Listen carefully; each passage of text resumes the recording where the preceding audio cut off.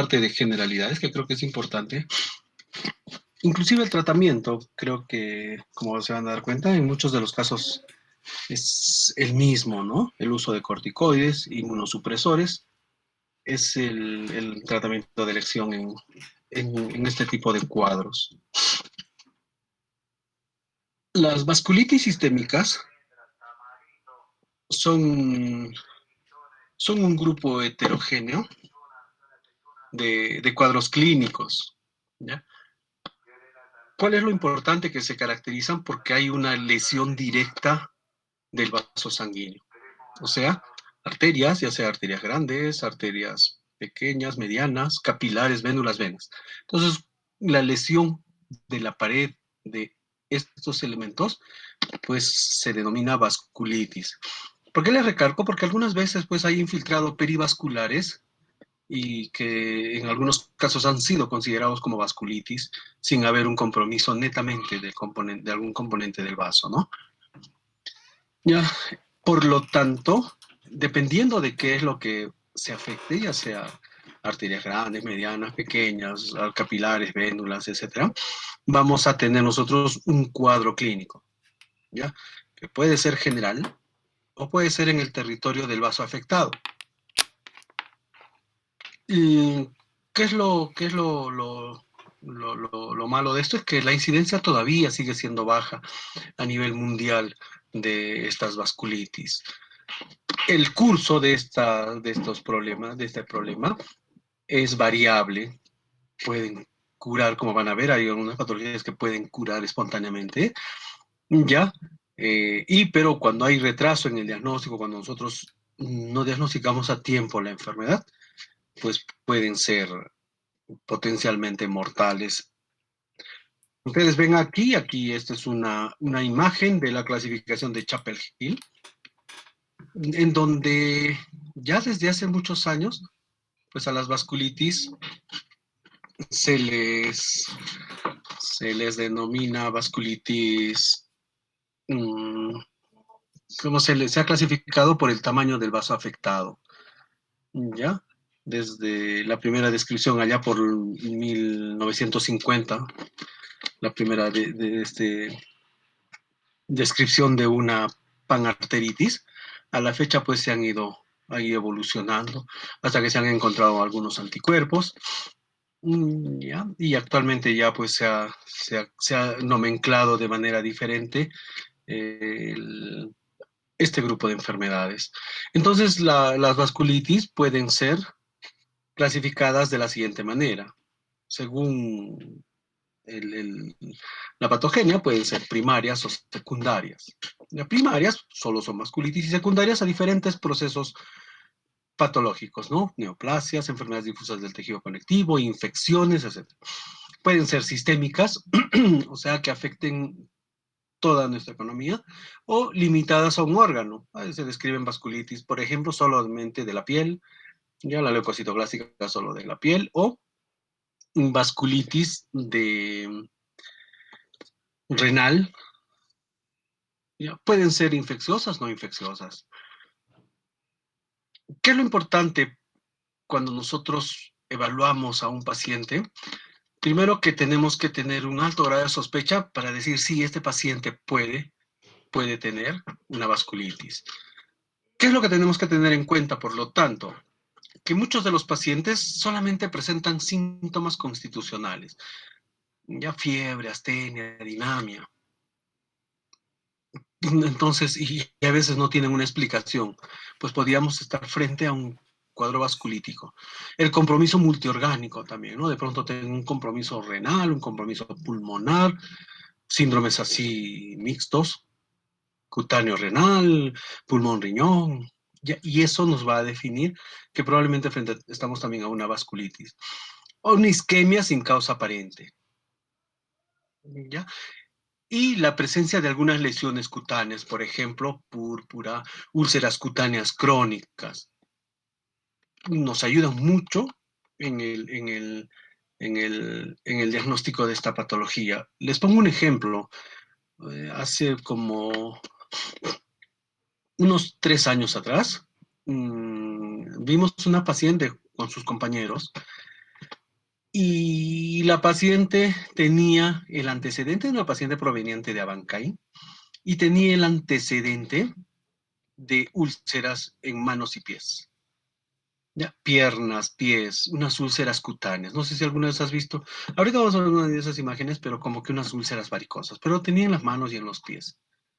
Para la siguiente clase, si es que todavía hay tiempo, les voy a traer las fotos, ¿ya? Que son las que tengo de la paciente. La cosa es que la paciente viene con esas úlceras, ¿ya?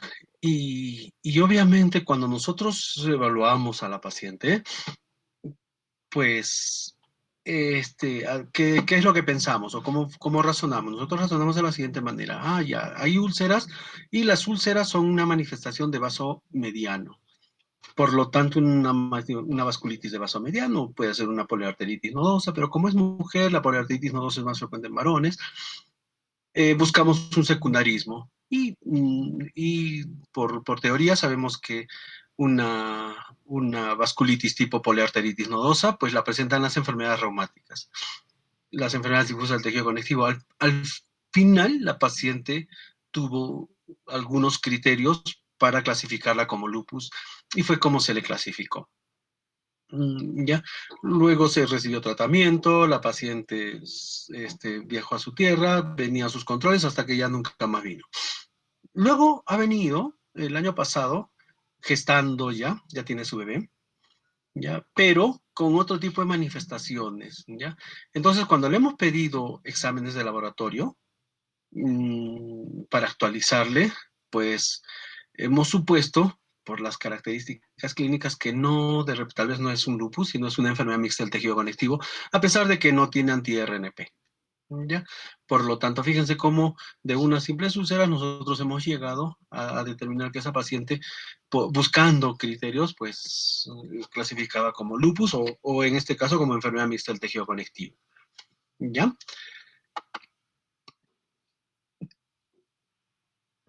Desde el punto de vista epidemiológico, pues dentro de la epidemiología, las vasculitis enfrentan diferentes problemas. ¿Ya? Primero, que no es muy frecuente, hemos dicho, ¿no? Segundo, de que las vasculitis dependen mucho hay veces, de procesos infecciosos, y esos procesos infecciosos pueden ser regionales. ¿Ya? Ustedes actualmente han visto, ¿no? Que hay un cuadro que se ha presentado especialmente en Estados Unidos de un pseudo Kawasaki secundario a COVID, pues las lesiones que presentan estos pacientes son de tipo vasculitis, por eso que le llaman Kawasaki, ¿no? Al principio dijeron, esto es un Kawasaki, pero después han dicho es un tipo Kawasaki. ¿Ya? Según tercero, de que la etiología de la mayoría de estas enfermedades, de estas vasculitis, pues no son al todo conocidas y se les ha asociado a infecciones, a problemas medioambientales, a la parte genética, como en todas las vasculitis. ¿Ya? También hay una incertidumbre histórica sobre la clasificación de las enfermedades. ¿Ya? Estas vasculitis, como les digo, varían desde el punto de vista geográfico. Hay algunas vasculitis que son más frecuentes, algunos tipos de vasculitis que son más frecuentes en determinados lugares, ¿no? Kawasaki, en el Japón seguramente pues es frecuente, ¿no? Takayasu también en esa zona, poliarteritis nodosa, arteritis de la temporal, más frecuente en caucásicos, y lo propio la edad. La edad juega un rol importante en el desarrollo de cierto tipo de vasculitis. Cuando hablamos de vasculitis de vaso mediano, de vaso grande, de vaso pequeño, vamos a ver que hay vasculitis que se pueden presentar en adultos mayores y otras en jóvenes. En la de medianos vasos, en adultos, ¿ya? Y en niños, y lo propio para cualquier patología, para cualquiera de estas vasculitis. Por ejemplo, la arteritis de células gigantes ocurre especialmente en adultos mayores, por encima de los 50 años. Antes es raro. La arteritis de células gigantes o arteritis de la temporal, pues es una vasculitis de vaso grande. Otra vasculitis de vaso grande es el Takayasu, pero el Takayasu no se presenta en mayores de 50 años, sino en jóvenes. Lo propio con la poliarteritis nodosa y el Kawasaki, ambos de vaso mediano. El Kawasaki en niños, especialmente en menores de 5 años, y la poliarteritis nodosa ya en adultos. Ya. Otra vasculitis de la infancia que vamos a tocar es la púrpura de Henoch-Schönlein, que tiene predilección o predominancia en personas menores de edad. Algunas pueden prolongarse y otras se pueden autolimitar inclusive.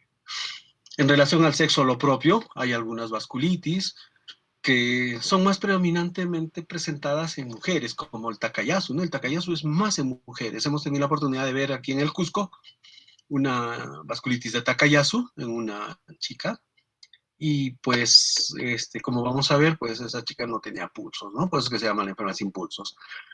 Entonces, tanto la edad, el sexo, la distribución geográfica juegan un rol muy importante en, en, la, en el desarrollo de estas vasculitis, así como la raza también, como hemos visto, ¿no? Fíjense cómo hay diferentes presentaciones epidemiológicas a nivel mundial. ¿Ya? A nivel del Perú también hay algunos estudios, pero especialmente con algunas vasculitis en especial. O sea, nosotros todavía no tenemos una data que nos diga, sí, mira, todas estas vasculitis hemos tenido. Especialmente la data la tenemos con vasculitis primarias de vaso pequeño, ¿no? Como la poliangitis microscópica, como el Wegener, la púrpura de Henoch-Schönlein, ¿ya? Pero una data así entera de la distribución de cada vasculitis, pues creo que todavía, por lo menos en nuestros países latinoamericanos, no la tenemos, ¿ya? En cuanto a la etiología de casi todas las vasculitis, pues factores medioambientales juegan un rol importante, las infecciones, ¿ya? Las infecciones, especialmente las infecciones virales, son las que juegan un rol importante y algunas tienen pues un papel determinante de algunas vasculitis. La susceptibilidad genética de todas maneras está presente, ¿no? ¿Ya? Y como les decía, muchos de estos factores están asociados a las estaciones del año, inclusive. Se han visto de que hay algunas vasculitis que se presentan más frecuentemente en otoño y en invierno, ¿no? Tal vez relacionadas con endemias virales. En relación a la patogenia, como les iba diciendo, perdón, había estado pasándole sin agrandar mi imagen. En relación a la patogenia de la enfermedad, pues tenemos tres mecanismos patogénicos para esta enfermedad, ¿no? Una lesión directa del vaso, un proceso inmunológico inflamatorio que está asociado a las reacciones de hipersensibilidad tipo 1, 2, 3 y 4, ¿ya? Y otras causas, o sea, un proceso inflamatorio no relacionado directamente con el vaso, o sea, la afectación no es a nivel del vaso netamente. Desarrollando cada uno de estos, entonces, en cuanto a la lesión directa de los vasos, pues, primero que es el mecanismo menos reconocido, ¿ya?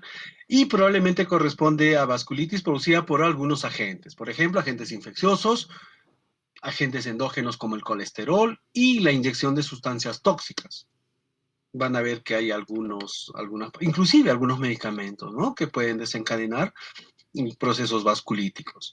En relación a los procesos inflamatorios dirigidos contra algún componente de la pared vascular, se reconocen, por ejemplo, los anticuerpos antimembrana basal.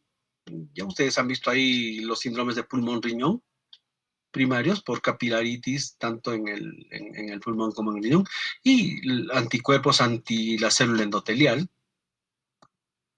Pero muchos de esos están asociados a algunas enfermedades atópicas, o sea, enfermedades de hipersensibilidad. Por ejemplo, asociados a hipersensibilidad tipo 1, tenemos a la enfermedad de Churi-Strauss, o sea, a la, a la, mm, a la granulomatosis eosinofílica con poliangiitis. Churi-Strauss es su epónimo, ¿no? Ya casi no lo utilizamos, pero se los he puesto. Y la vasculitis urticarial. ¿Por qué? Porque en estos casos hay una producción de inmunoglobulina E, ¿ya? Y en alguna exposición inicial y en exposiciones ya posteriores, esta inmunoglobulina E va a producir la degranulación de mastocitos, produciendo pues esta vasculitis urticarial, vasculitis por hipersensibilidad. Asociado también a autoanticuerpos, o sea, hipersensibilidad tipo 2, y esto involucra la producción de inmunoglobulina G e inmunoglobulina M, ¿ya? Cuando hablamos de hipersensibilidad tipo 2, pues al mismo nos imaginamos sobre la presencia de algunos autoanticuerpos como los ANCA, ¿ya? Y a los anticuerpos anticitoplasma neutrófilos y anticuerpos anticélula endotelial. En este caso, las vasculitis asociadas a hipersensibilidad tipo 2, por ejemplo, tenemos la vasculitis de Wegener o la granulomatosis con poliangiitis, ¿ya? La poliangiitis microscópica y la vasculitis de Streier-Strauss o vasculitis o granulomatosis eosinofílica con poliangitis.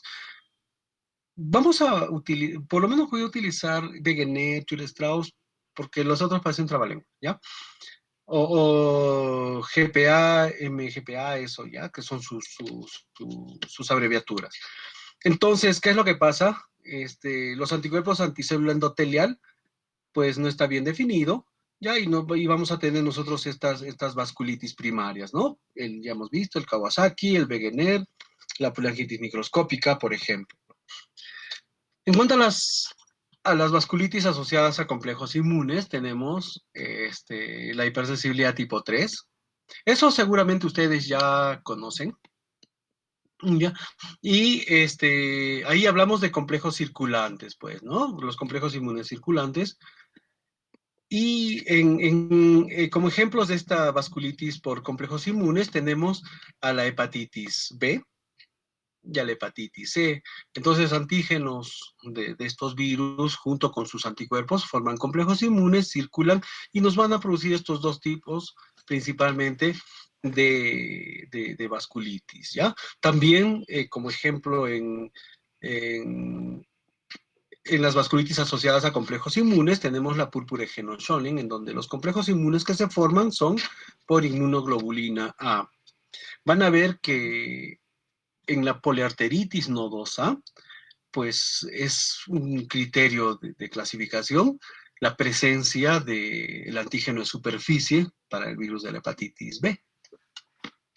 Y finalmente, la hipersensibilidad asociada a linfocitos, o sea, la enfermedad, la hipersensibilidad tipo 4, ¿ya? En donde vamos a ver pues que hay un infiltrado de este tipo de células en la pared arterial, ¿ya? Eh, Hay linfocitos CD4 infiltrantes, pero también vamos a tener otro tipo de células, ¿no? Como los macrófagos, las células plasmáticas, y como vamos a ver en la parte de arteritis de la temporal, la formación de células gigantes. Ya ustedes, vamos a repasar más adelante. Como ejemplos, acá tenemos la arteritis de la temporal y la arteritis de Takayasu. Estas dos son vasculitis de vaso grande.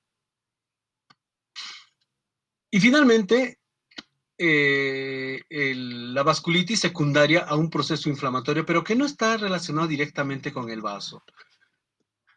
En este mecanismo, las vasculitis pues se producen porque hay formación de complejos inmunes, ¿ya? ¿Y qué es lo que pasa? Que cuando un complejo inmune o un antígeno está mucho tiempo en un vaso, es capaz de gatillar la producción de anticuerpos, ¿ya? Y estos, al formar complejos inmunes, se van a depositar en la pared de los vasos, produciendo la lesión respectiva, ¿ya? Esto pasa especialmente en las neoplasias o en algunas otras enfermedades.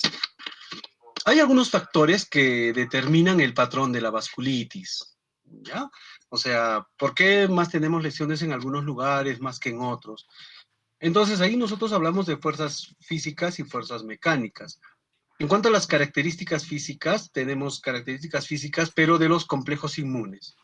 Entonces, ¿qué es lo que pasaría? Pues un complejo inmune por el tamaño que tiene, pues tienen la habilidad de evadir al sistema mononuclear fagocítico.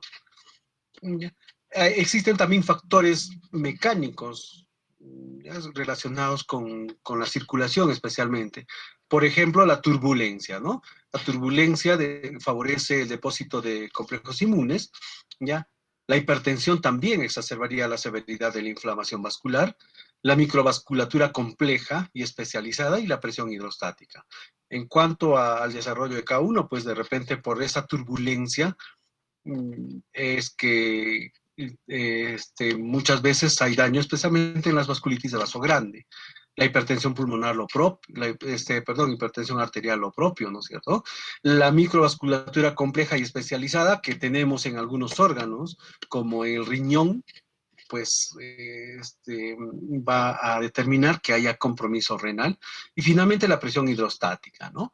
La presión hidrostática que es mayor en los miembros inferiores y que a este nivel pues van a desencadenar las manifestaciones cutáneas de la vasculitis. Ustedes han visto que muchas de las vasculitis nosotros las buscamos en los pies, en las piernas, en los pies. Ahí es donde se desencadenan. Ya después van ascendiendo y van desapareciendo y no es frecuente pues que haya vasculitis o manifestaciones cutáneas de vasculitis en miembros superiores, en tórax, dorso, cara, ¿ya? Por estos fenómenos. También es importante el sitio en el cual el antígeno es encontrado, ¿no? Algunos estudios inmunológicos muestran que el mayor componente del infiltrado inflamatorio en las vasculitis sistémicas son los linfocitos y los macrófagos. ¿Ya? Esos son los que generalmente van a ir a causar la patología, especialmente los linfocitos CD4. También se dice de que podría para que desencadene la vasculitis un mimetismo molecular con patógenos exógenos. Entonces, por ejemplo, eso se ve en la fiebre reumática, ¿no? Ustedes han visto que los pacientes que tienen el estreptococo, pues algunas estructuras del estreptococo se parecen a algunas estructuras de nuestra economía y eso es lo que van a causar la fiebre reumática y lo propio la borrelia, ¿no? La borrelia tiene algunas estructuras ya y que la reacción cruzada pues van a dar las manifestaciones neurológicas en la enfermedad de Lyme. En cuanto a las manifestaciones clínicas en general, pues depende primero de la enfermedad, de la inflamación generalizada, ¿no? Son, son, son manifestaciones generales, son síndromes constitucionales los que se presentan, ¿ya? Anemia, baja de peso, astenia, dinamia, fiebre. Por lo tanto, en los cuadros de fiebre de origen oculto, en los cuadros de disminución de peso sin causa aparente, pues una vasculitis no está mal pensada. O cuando también tenemos elevación de laxantes de fase aguda sin alguna explicación lógica, ¿no? Entonces yo tengo elevación de laxantes de fase aguda, tengo astenia, tengo adinamia, de repente un paciente febril podría estar frente a una vasculitis. Las manifestaciones clínicas también pueden depender de las manifestaciones de los vasos, ¿no? La característica del vaso. Generalmente, a nivel de los vasos hay un proceso inflamatorio y este proceso inflamatorio me puede causar una estenosis con una dilatación aproximal, ¿no es cierto?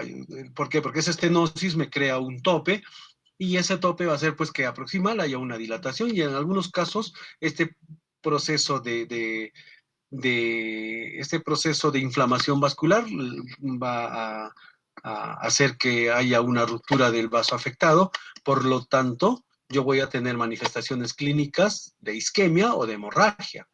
¿Ya? Dependiendo dónde, ¿no? Por ejemplo, si es que yo tengo ese fenómeno a nivel cerebral, pues voy a tener de repente signos de focalización.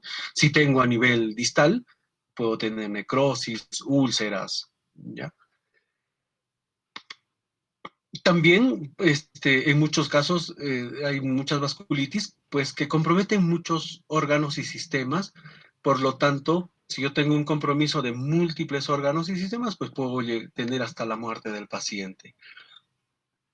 Como les decía, las características clínicas dependen, por lo tanto, del tamaño del vaso comprometido, ¿ya? Tenemos vasculitis, por lo tanto, de vaso grande.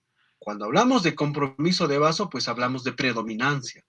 En muchas de las vasculitis hay predominancia de un tamaño de vaso, sin que eso signifique de que otro tamaño de vasos puede haberse afectado. ¿Ya? Entonces, tenemos unas vasculitis de vaso predominantemente grandes. Ustedes saben que los vasos grandes son los que se muestran en la imagen, ¿no? La aorta y sus ramas, especialmente las ramas proximales, no las ramas distales, ¿ya? Que son vasos medianos. Entonces, tanto la aorta como sus ramas, especialmente algunas ramas extracerebrales, pues pueden afectarse, ¿ya? Y cuando nosotros tenemos una afectación de estos vasos grandes, vamos a tener un cuadro clínico especial, un cuadro clínico típico. Primero la claudicación, ¿no? Entonces, si yo tengo, por ejemplo, una alteración de un tronco bracocefálico, alguna de esas cosas, pues de repente mi mano se me va a cansar, ¿ya? Mi mano se me va a cansar. Probablemente a ese nivel voy a tener también una disminución de la presión arterial, el flujo no está pasando de manera adecuada, ¿ya? O voy a tener una asimetría o ausencia de pulsos, como les contaba en el Takayasu, ¿no? Ya, la presencia de soplos, porque esa estenosis pues va a hacer que ese vaso grande sople, ¿ya? O en algunos casos aneurismas, ¿ya? Dilatación del vaso afectado, o en el caso de compromiso de la aorta, pues dilataciones de la aorta. Entonces, fíjense cómo acá yo tengo una arteria temporal que está un poco dilatada, seguramente está dolorosa, arrosariada, ya, es evidente, ¿no? Y con seguridad que ese paciente pues tiene dolor a este nivel. Ya, y acá otras imágenes, ¿no? En donde yo tengo una estenosis aquí y por lo tanto hacia proximal tengo dilataciones. Lo propio aquí, ¿no? Estenosis con dilataciones, ya eso nos habla de una vasculitis de vaso grande. Tenemos otro grupo de vasos que son los vasos medianos, ¿no? ¿Y quiénes son los vasos medianos? Primero son las ramas estas, pues, más distales de la aorta, ya, y arterias viscerales, como ven aquí, de los músculos, del intestino, en este caso del riñón, ¿ya? Y hay que tener en cuenta de la estructura de estos vasos, ¿no? Para recordar, pues en estos vasos tenemos una capa íntima, la lámina, la muscular media y la adventicia. ¿Ya? ¿Cuáles son las manifestaciones clínicas? Estos son ejemplos, porque obviamente hay más. Son ejemplos de manifestaciones de vaso mediano, los nódulos subcutáneos o nódulos cutáneos, las úlceras en miembros inferiores especialmente, o en otro lugar, como el de la paciente de Abancay que les decía que tenía también en las manos, en el dorso de las manos, en los antebrazos, el líbedo reticularis, como el que están viendo acá, fíjense cómo yo tengo aquí esta formación cutánea, ¿ya? La gangrena digital, como ven en la imagen, manifestaciones neurológicas como las mononeuritis múltiples y la presencia de microaneurismas, ¿ya? Así como en las células grandes hay aneurismas grandes, pues aquí habrían aneurismas de estos vasos medianos que forman esos microaneurismas. Y finalmente de vasos pequeños, ¿no? ¿Cuáles son esos vasos pequeños? Ahí tenemos las arterias intraparenquimales, arteriolas, capilares, vénulas. En cuanto a las manifestaciones clínicas de la vasculitis de vaso pequeño, tenemos a la púrpura, ¿ya? Pero la púrpura palpable. O sea, cuando yo palpo la púrpura, ahí mismo pienso que es una vasculitis. La urticaria también, ¿no? Hemos visto que hay vasculitis urticarial. La presencia de glomerulonefritis, hemos visto de que en los vasos así organizados complejos, pues se presentan el depósito de los complejos inmunes y ahí causan la glomerulonefritis, hemorragia alveolar, ¿ya? Y ustedes saben que la presencia de glomerulonefritis con hemorragia alveolar nos da un síndrome pulmón-riñón, que es típico de las vasculitis, de vaso pequeño especialmente, pero también de algunas otras entidades, algunas enfermedades difusas del tejido conectivo también pueden ser capaces de causar glomerulonefritis, hemorragia alveolar, las hemorragias en araña y algunas otras manifestaciones como la uveitis, la escleritis, la epiescleritis, que son manifestaciones de vaso pequeño. ¿Ya? Entonces, eso es lo primero que tenemos que tener en cuenta. Como vemos aquí, acá tenemos pues un infiltrado purpúrico, ¿no? Un infiltrado purpúrico, acá tenemos una escleritis, ¿ya? Acá tenemos también una púrpura,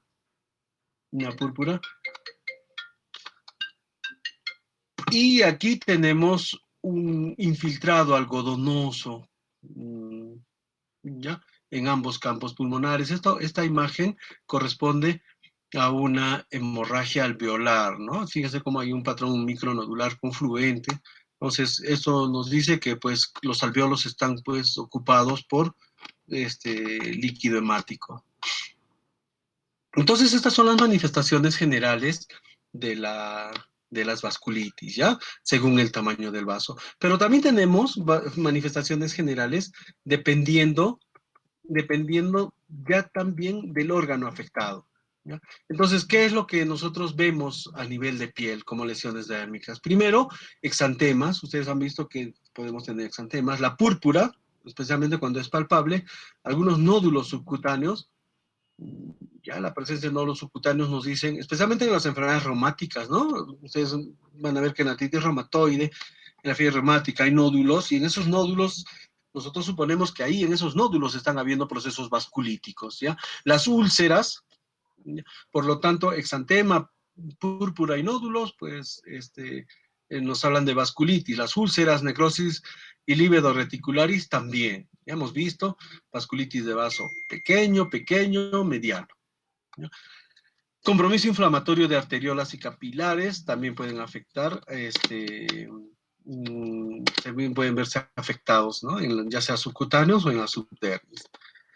Si nosotros hacemos una biopsia, muchas de las vasculitis son necrotizantes o hay un tejido granulomatoso por un caso.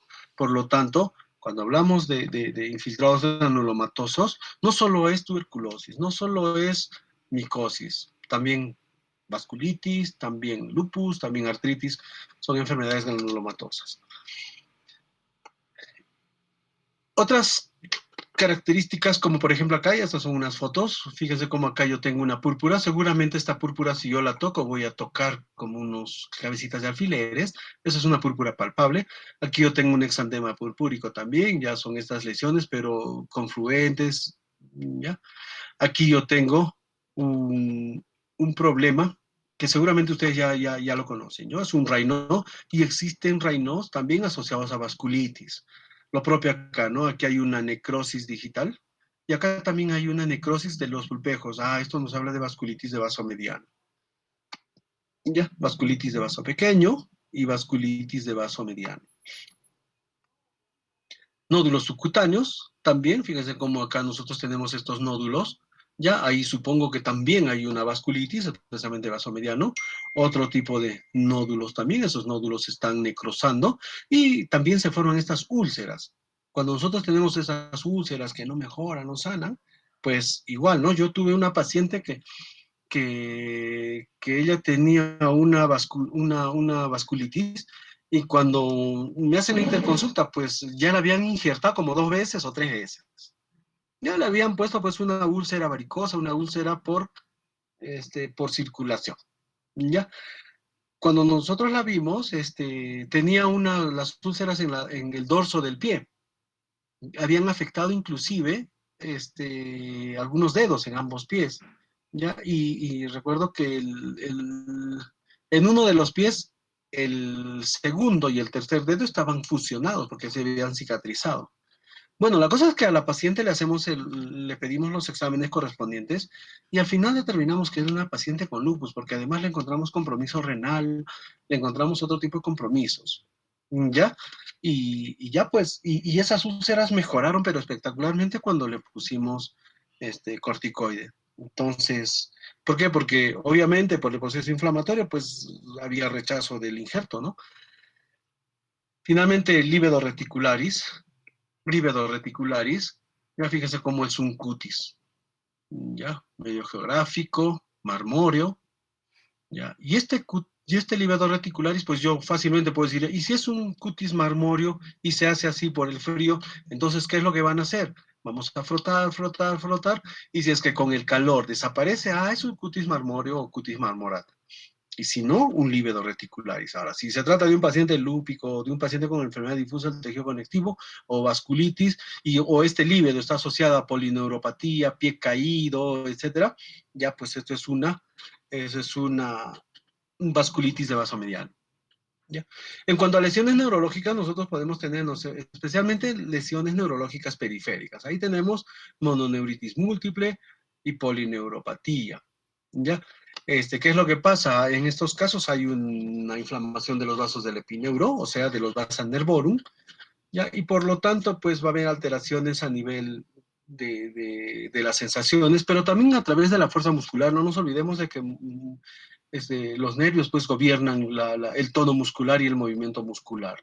¿Qué es lo que vamos a tener, por lo tanto, cuando tenemos manifestaciones neurológicas?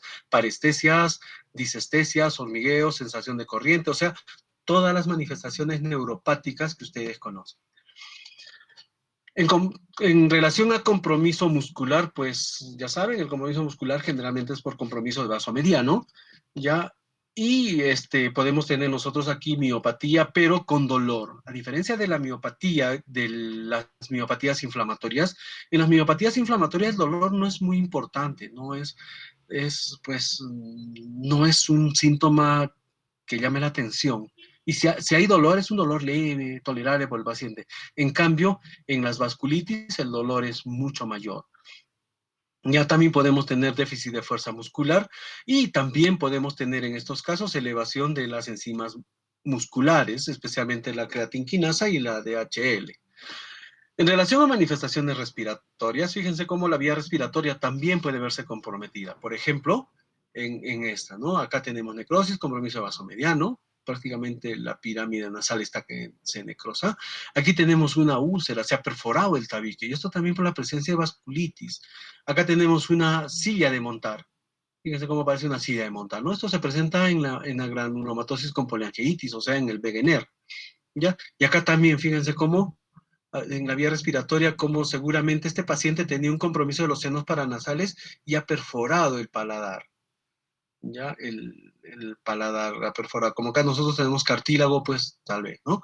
Y acá tenemos unas tomografías sobre fíjese cómo en este seno paranasal, pues la mucosa está engrosada, prácticamente está estrechando, y acá prácticamente no tenemos nada, esta está ocupada.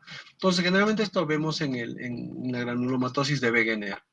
Lo propio, ¿no? Hay compromiso pulmonar de la, de la, de las vasculitis, ¿ya? Y ahí podemos tener un infiltrado algodonoso, difuso, como en la hemorragia alveolar por las vasculitis, o podemos tener algunas cavidades en algunas enfermedades granulomatosas, vasculíticas, granulomatosas, así lo vemos, o también podemos tener, como en el caso de la radiografía, nódulos, ¿ya? Nódulos. No es infrecuente también encontrar, como en este caso, derrame pleural. Ya, por lo tanto, en todos estos casos, pues yo puedo tener un compromiso pulmonar, ya, y un compromiso ventilatorio en el paciente que pueda requerir hasta de un servicio de UCI. Y hemos visto que también hay un compromiso renal, y este compromiso renal, pues puede ser, primero, sedimento de orina patológico, ya podemos tener proteinuria, y esta proteinuria, cuando es masiva, pues síndrome nefrótico o síndrome nefrítico, ¿ya? No nos olvidemos de que el compromiso renal en muchos de los casos es estructural, pero también podemos tener un compromiso renal funcional, ¿ya? Llegando hasta la insuficiencia renal terminal. En relación al compromiso hepático, cuando hay un compromiso de vasculitis en el tejido hepático, pues la característica más importante es la evasión de las transaminasas. Por lo tanto, cuando sospechamos de vasculitis, un perfil hepático no está de más. En relación al compromiso cardíaco, pues la isquemia miocárdica, ya por compromiso de vaso mediano o vaso grande, está presente.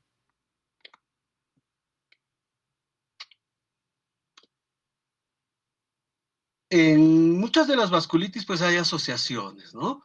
Y como les decía ya hace un momento, pues yo puedo tener un compromiso de pulmón y riñón, ¿ya? Ese famoso síndrome pulmón-riñón, que ustedes lo van a ver. Y cuando se trata de vasculitis, pues generalmente esas vasculitis las tenemos en la granulomatosis de Wegener o granulomatosis con poliangeitis, ¿ya? Pero también en la PAN, o sea, en la poliangeitis microscópica. En relación al compromiso ocular, pues tenemos conjuntivitis, ya hemos visto eso. También podemos tener epiescleritis, como en este caso. Escleritis es cuando es más adelante, por encima, como en este caso, ¿ya? O inclusive amaurosis, ¿no? ¿Por qué? Porque puede haber compromiso del nervio óptico. Y cuando hay compromiso del nervio óptico por alteración de los vasos nervorum del nervio óptico, pues la ceguera sobreviene, pero de manera casi inmediata. ¿Se acuerdan que les comenté hace un momento que teníamos un Takayasu? Pues esta paciente con Takayasu hizo compromiso de vasos oculares y quedó, pues, ya tenía un ojo que no veía. Ya tenía un ojo que no veía.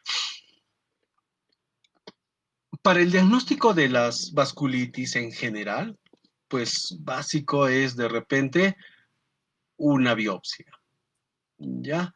Una biopsia, en donde tenemos que evidenciar la presencia de pared vascular con infiltrado inflamatorio, ¿ya? Eso es lo básico.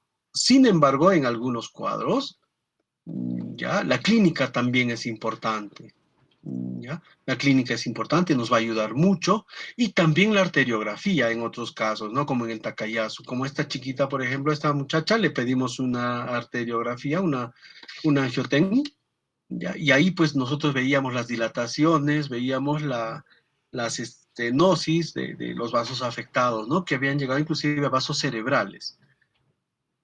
Por lo tanto, el diagnóstico lo hacemos acumulando también criterios para los diferentes tipos de vasculitis.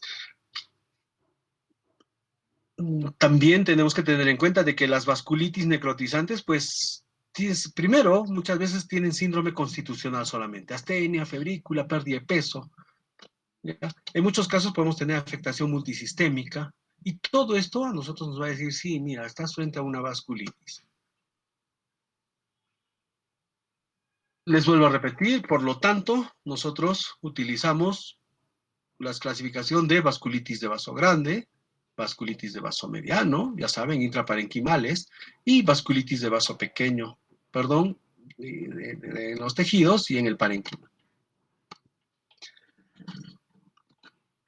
A lo largo de los años han ido clasificando las diferentes vasculitis, ¿ya? Y la última clasificación que tenemos nosotros es la del 2012. En el 2012, en la ciudad de Chapel Hill, pues se juntaron las diferentes sociedades de reumatología, ¿ya? ACR, EULAR, y nos dieron una nueva clasificación de las vasculitis que actualmente sigue vigente, ¿no? Y como ya en clasificaciones anteriores, pues se ha determinado de que tenemos nosotros vasculitis de vaso mediano, vaso grande y vaso pequeño. Entonces, ¿cuál es esa clasificación? Entonces, tenemos la clasificación internal de Chapel Hill. Antes también, pero en esta clasificación se ha nomenclado diferente algunas de las enfermedades. Por ejemplo, ya no es granulomatosis con poliangitis, ya no es granulomatosis de Wegener, sino es granulomatosis con poliangitis, y ya no es enfermedad de Churg-Strauss o síndrome de Churg-Strauss, sino granulomatosis eosinofílica con poliangeitis. Lo propio, ¿no? Ya no es púrpura de Henle-Schönlein, sino es vasculitis por IgA. ¿Ya? Entonces, en las vasculitis de vaso grande, tenemos a la arteritis de Takayasu y a la arteritis de células gigantes, ¿ya? Les vuelvo a repetir, Takayasu en jóvenes, como mi paciente, 29 años, y arteritis de células gigantes en mayores, o sea, más de 50 años generalmente, ¿ya? Las vasculitis de vaso mediano, y ahí tenemos la arteritis de Kawasaki, y Kawasaki en niños, y la poliarteritis nodosa que se presenta en adultos. Cuidado que les pregunte, paciente varón de 25 años con diagnóstico Kawasaki. No, falso. ¿Ya? En relación a las vasculitis de vaso pequeño, nosotros tenemos dos tipos de algunas vasculitis, ¿no? Las vasculitis asociadas a complejos inmunes, ¿ya? A cualquier complejo inmune. Y las vasculitis ANCA asociadas. ¿Qué significa ANCA? ANCA es anticuerpos anticitoplasma de neutrófilos. Entonces ahí tenemos tres vasculitis. Ya tres vasculitis primarias de vaso pequeño. La poliangiitis microscópica, la granulomatosis con poliangiitis y la granulomatosis eosinofílica con poliangiitis. Como les decía, antes granulomatosis de Wegener, antes de enfermedad de Chur-Strauss. Tenemos las vasculitis de vaso asociadas a complejos inmunes de vaso pequeño, y ahí tenemos la enfermedad antimembrana basal glomerular, que nos causa típicamente a veces síndromes de pulmón riñón, vasculitis crioglobulinémica, ¿ya? Asociada a crioglobulinas. Estas especialmente están asociadas a algunos virus, ¿no? Como el virus de la hepatitis C, B, vasculitis por IgA, y la vasculitis urticariforme hipocomplementémica, ¿ya? Entonces, en donde tenemos nosotros anticuerpos anti-C1Q, C1Q es una fracción de complemento. Vasculitis de IgA, antes conocida como la púrpura de Heno-Schönlein. Vasculitis de vaso variable, ¿ya? Es otro grupo de enfermedades, ¿ya? Entonces, ahí se puede comprometer vaso mediano, vaso grande, vaso pequeño, y ahí tenemos la enfermedad de Behçet, ¿ya? Y el síndrome de Cogans. Después tenemos vasculitis a órgano único o de órgano único. ¿Ya? Ahí se describe la vasculitis leucocitoclástica que afecta especialmente la piel. ¿Ya? Tenemos una arteritis cutánea. ¿Ya? Tenemos vasculitis primarias del sistema nervioso central. Tenemos vasculitis, aortitis aislada. ¿Ya? Tenemos vasculitis asociadas a enfermedades sistémicas. Y ahí entra pues las vasculitis que nosotros vemos, ¿no? En artritis reumatoide, como la vasculitis reumatoide, la vasculitis lúpica, la vasculitis asociada a sarcoidosis y la vasculitis asociada a policondritis recurrente.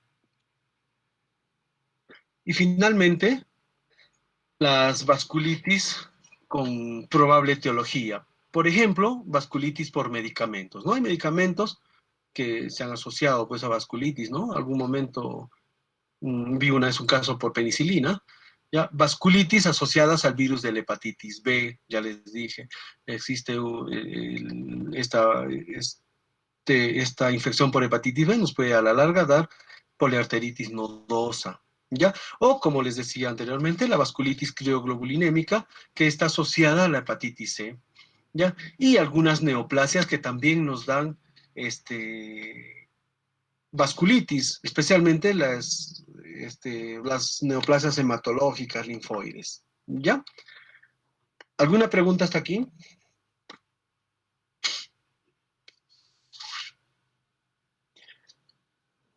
Bueno, entonces vamos a seguir desarrollando, pero ahora ya vamos a desglosar las vasculitis primarias especialmente.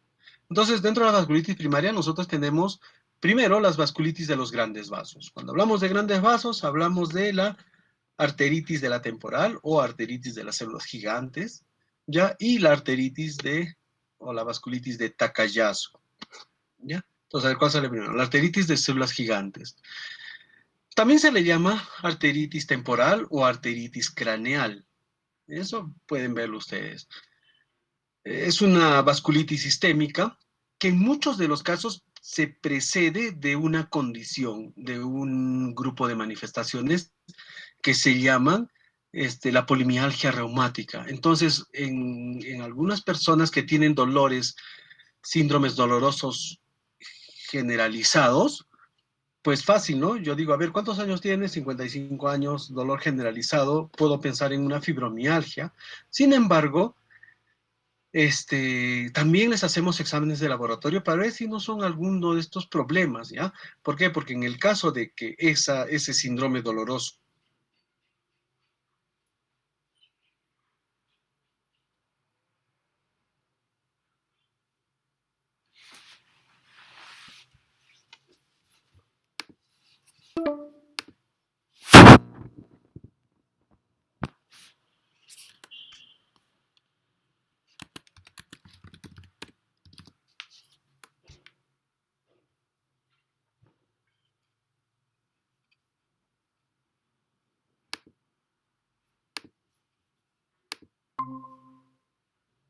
unas arterias extracraneales, ¿ya? ramas de la carótida. ¿Ya? Nos producen una inflamación granulomatosa y necrotizante también. Afecta a arterias grandes, pero también puede afectar a arterias medianas, por un caso. Hemos dicho que la predominancia es de grandes, pero también puede afectar arterias medianas, como ahorita les comento, se desarrolla especialmente ramas colaterales del arco aórtico, o sea, carótidas, la temporal, intracraneal, ¿ya? Y su predilección es por la arteria temporal, por eso que de repente antes le llamaban, pues, arteritis temporal, ¿no? La arteria temporal superficial, la arteria oftálmica, la arteria ciliar posterior, y también parte proximal de algunas arterias vertebrales, de las arterias vertebrales. En cuanto a la etiología, pues tenemos ahí nosotros bases genéticas, como ya lo hemos visto, y cuando hablamos de genética, pues la frecuencia en Estados Unidos y en Europa, o sea, en gente caucásica, pues es importante, ¿no? Se han asociado algunas infecciones como la clamidia pneumoniae, el micoplasma pneumonia y también el parvovirus. ¿Ya? Este parvovirus, pues, es un virus que tiene mucha relación con algunas enfermedades reumáticas, con enfermedades difusas del tejido conectivo. Y un proceso autoinmune, ¿no? Un proceso autoinmune.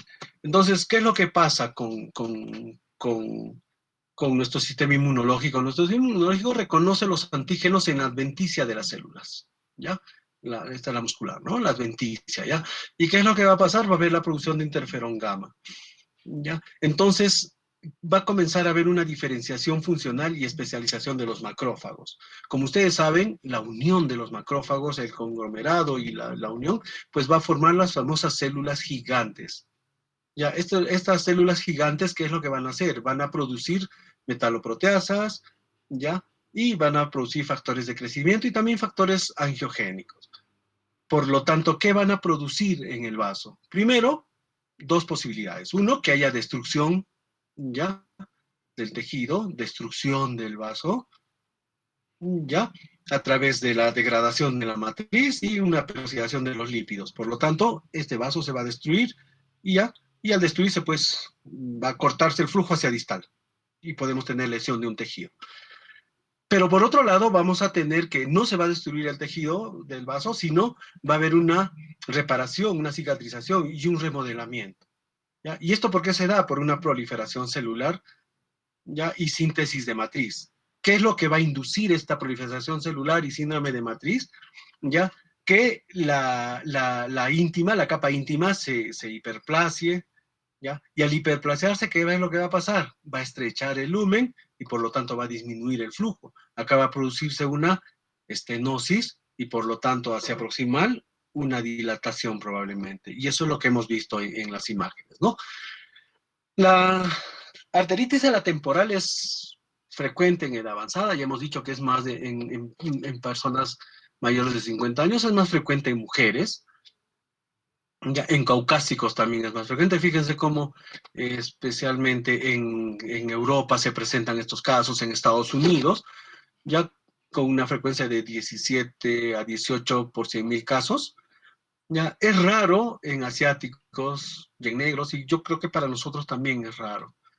En relación a la edad de diagnóstico, generalmente esta enfermedad se diagnostica a un promedio de los 79 años, ¿ya?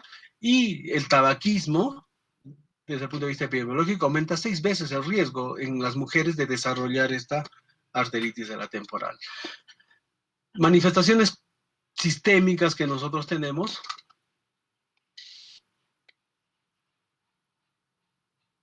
Un segundo. Ya en relación a las manifestaciones sistémicas que nosotros tenemos con esta enfermedad, pues la cefalea, ¿no? De reciente aparición. Esa es la manifestación más frecuentemente vista en la arteritis de la temporal. ¿Ya? También podemos tener fiebre, pero en 15% solamente los pacientes. Claudicación mandibular, pacientes que están masticando y se les cansa, les duele la mandíbula, ¿ya? El dolor muscular simétrico proximal, especialmente en la cintura escapular, ¿ya? En la cintura escapular. Ojo, yo puedo tener pues una miopatía, pero hemos dicho que la diferencia entre una vasculitis y una miopatía es el dolor, en donde en las vasculitis el dolor es mayor, ¿ya? Y fíjense cómo acá me afecta especialmente la cintura escapular, la pélvica no, ¿ya? Y la arteria temporal puede estar normal o muchas veces con nódulos. Cuando la palpo hay dolor, ¿ya? Y también podemos tener neuropatías en estos casos. ¿Qué es lo que más nos debería llamar la atención? Las manifestaciones oftalmológicas, ¿no? Que son de repente alguna urgencia. ¿Por qué? Porque yo puedo tener inclusive pérdida de la visión permanente, especialmente cuando el daño es bilateral. Sin embargo, en la mayoría de los casos, pues la pérdida de la visión es transitoria, ¿ya? Porque el daño generalmente es unilateral. En cuanto a los criterios de clasificación, pues la edad mayor de 50 años, al inicio de la enfermedad, líbedo reticularis, eritrosedimentación mayor de 50 miligramos, la velocidad de sedimentación, la eritrosedimentación globular, ¿ya? Perdón.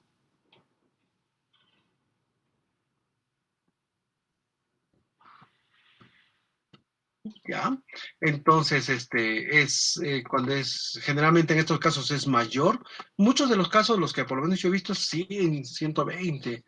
La biopsia de la arteria temporal va a revelar arteritis, en este caso sí, le dicen ustedes al cirujano vascular, cardiovascular o al cirujano de cabeza y cuello y le saca un pedacito de arteria temporal, no va a pasar nada, es relativamente sencillo. Y ustedes ahí van a ver qué cosa, primero la arteritis necrosizante y segundo en la pared, ya en la íntima, en la capa media de la célula van a ver ustedes las células gigantes, ya multinucleadas o también un infiltrado mononuclear. ¿Por qué? Porque aquí estamos viendo nosotros linfocitos CD4 y especialmente macrófagos, ¿ya? También vamos a tener sensibilidad del cuero cabelludo, ¿ya? Claudicación de la mandíbula, la lengua y también claudicación en la deglución. Cuando nosotros decimos que el paciente tiene arteritis de células gigantes, cuando cumple 3 de los 5 criterios.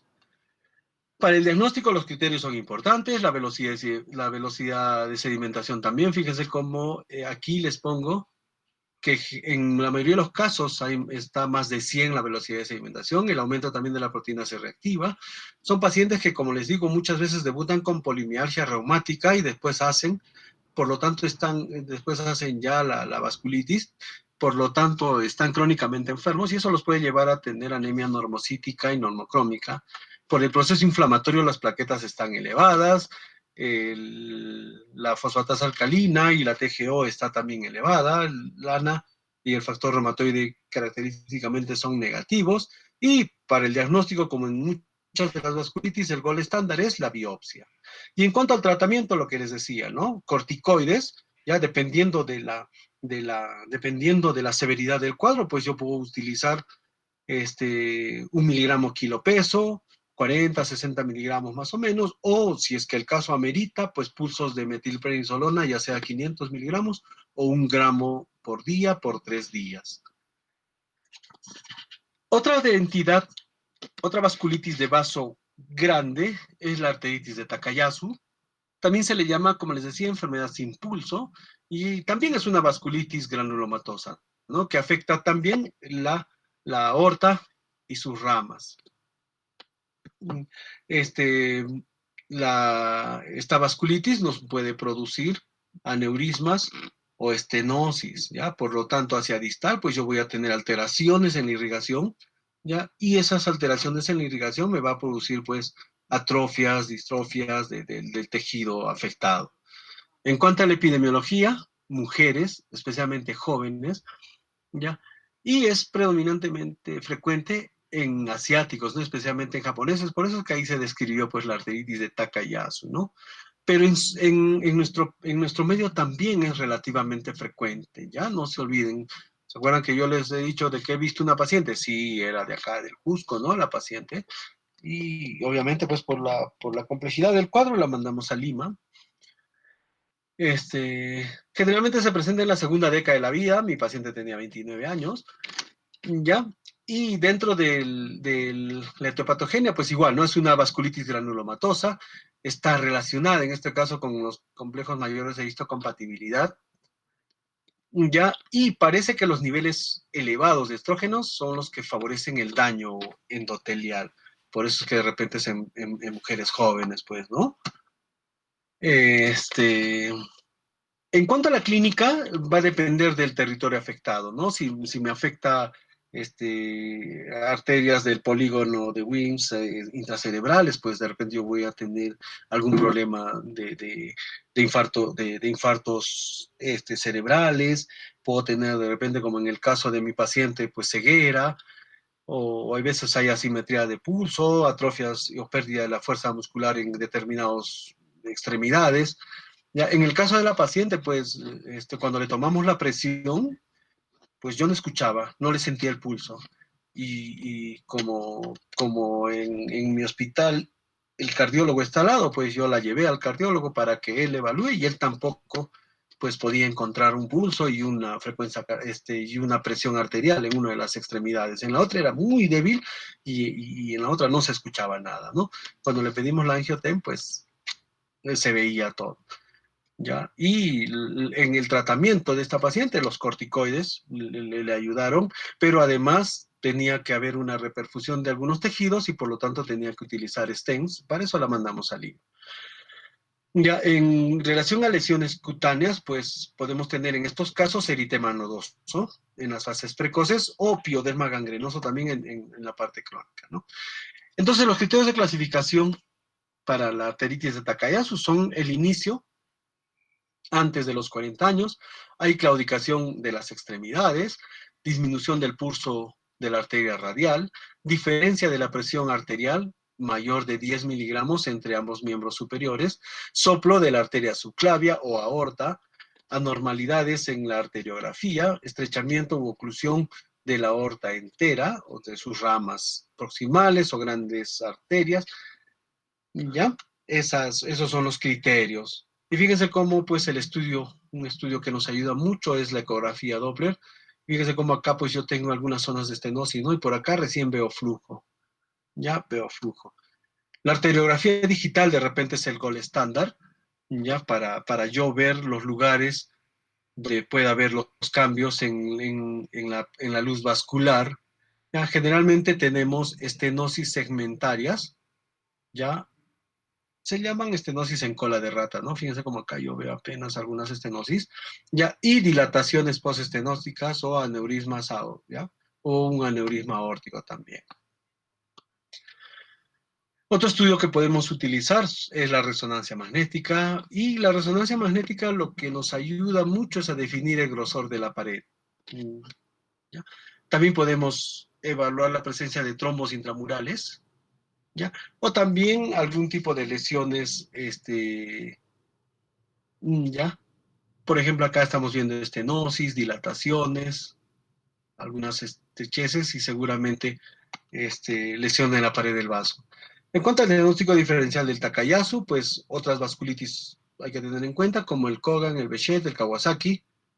Ya no nos olvidemos que el Kawasaki es de vaso mediano, ya en personas jóvenes también, especialmente en niños hemos dicho, ¿no? Algunas infecciones crónicas como la tuberculosis, la sífilis y los aneurismas micóticos.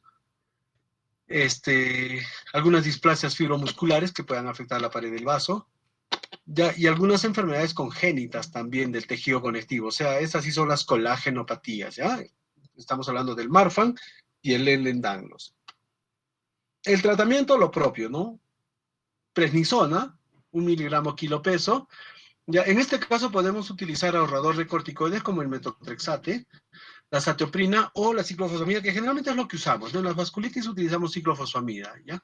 Y también podemos utilizar, pues, rituximab o tocilizumab, que son terapia biológica. Fíjense cómo el tratamiento quirúrgico de repente cobra importancia. ¿Por qué? Porque a través del tratamiento quirúrgico nosotros vamos a hacer derivaciones, vamos a hacer shunts, vamos a poner stents, ya para mejorar la perfusión de los tejidos, pues, que pueden estar afectados. La poliarteritis nodosa es una de las vasculitis de vaso mediano. Ya saben, se presenta generalmente en personas mayores. Ya, afecta principalmente vasos medianos, pero también puede afectar vasos pequeños. ¿Ya? Entonces es a predominio de vasos medianos. En este caso, la poliarteritis nodosa no se asocia a los ANCA, por un caso. ¿ya? Desde el punto de vista epidemiológico, es más frecuente en hombres la poliarteritis nodosa, ¿ya? Y en edades de 40 a 60 años, predominancia. Sin embargo, pues uno puede ver casos en muchachos de 30, 35 años, 28 años, 25 años, ¿ya? Ya, obviamente la predominancia es entre 40 y 60, ¿no? Este, ya puede afectar a cualquier edad, y a todas las razas, a diferencia de las otras enfermedades donde es más en caucásicos, más en japoneses, aquí todas las razas pueden verse afectadas con esta famosa poliarteritis nodosa. Y por lo tanto la incidencia es de 2 a 33 casos por millón de habitantes. No es infrecuente verla también. En muchos de los casos, pues no sabemos, no son idiopáticos. ¿Y qué es lo que pasa? Va a haber una inflamación necrosante de las arterias, necrosas fibrinoides, reducción de la luz, trombosis, infartos a los tejidos irrigados. O sea, es prácticamente casi como lo que ustedes ya han visto. Hay una dilatación aneurismática de las arterias y finalmente hemorragias si hay rupturas, ¿no? En este caso, la poliarteritis nodosa se asocia fuertemente al virus de la hepatitis B, hasta el 30% de los casos, ¿ya? Pero también se asocia al parvovirus B19. También puede aparecer en el curso del lupus y la artritis reumatoide. O sea, durante el lupus, la artritis lupoide y la vasculitis lupoide y vasculitis reumatoide, pues son vasculitis de vaso mediano. Por lo tanto, nosotros cuando vemos esos casos en nuestros pacientes le llamamos vasculitis tipo PAN, o sea, tipo poliarteritis nodosa. En cuanto a la clínica, vamos a tener síntomas constitucionales como la fiebre, la pérdida de peso, malestar, debilidad, anorexia. O sea, esto es inherente a muchas de las vasculitis. A nivel del músculo esquelético, pues como es una vasculitis de vaso mediano, podemos tener nosotros mialgias, básicamente, artralgias, pero también fíjense cómo podemos tener artritis. El compromiso renal, este, podemos tener nosotros insuficiencia renal o hipertensión también por compromiso renal.